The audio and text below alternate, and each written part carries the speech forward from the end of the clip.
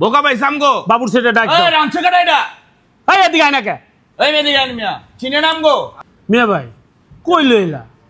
আরে বেটা দেখছস তুই তো লইছস বেটা আমি কই চল না যে এখন দেখছস বুড়িগঙ্গা পানির ভিতরে দেখছস গরুর মাংস ভিজায় রাখছে দেখ আলু আরে হেইডেই তো তোমারে কইবার চাইতাছি। চিন্তা এই কর। পানির ভিতরে মাংস কে?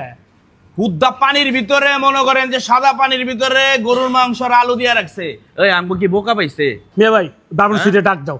বোকা পাইছে আমগো বাবুর সেটা ডাক দাও। এই রামছে কাটা এটা এই এদিকে আয় না কে? এই মেদিকে আন মিয়া চিনে নাম গো চিনি মানে অবশ্যই চিনি। হ্যাঁ কেমনে চিনেন মিয়া আপনি কি করছেন এটা এই কামনা পানির ভিতরে মাংস আর এটা খাইয়ে দেখেন না, এটা পাকিস্তানি পেশোয়ারি। কি ভাই পাকিস্তানি পেশোয়ারি বিফ, এটা খাইয়ে দেখেন এক পিস। কি কইলো?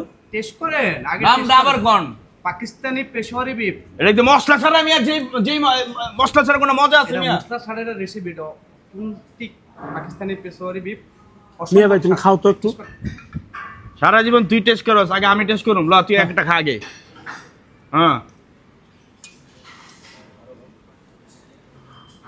মিয়া ভাই হ্যাঁ বাবুর তো সত্যি কথাই কইতাছে, কস কি তুমি একটু টেস্ট করো। দাঁড়া আবার বাবুর ছেলে তোর ঘুষ দিছে নি না না ও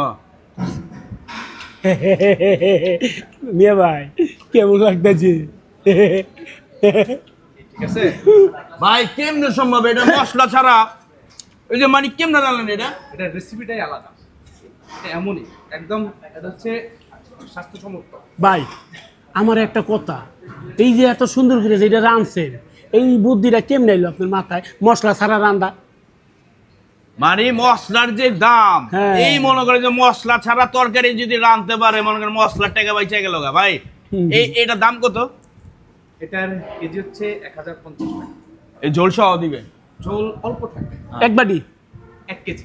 1 কেজি থ্যাংক ইউ। এখন কও প্রাইসে কই ওই যে Bangla Bose Bangla Bose and party centre. And party centre এখানে আসলে মনে করেন মশলা ছাড়া মাংস খাইতে পারবেন যা আগে কখনো খান নাই।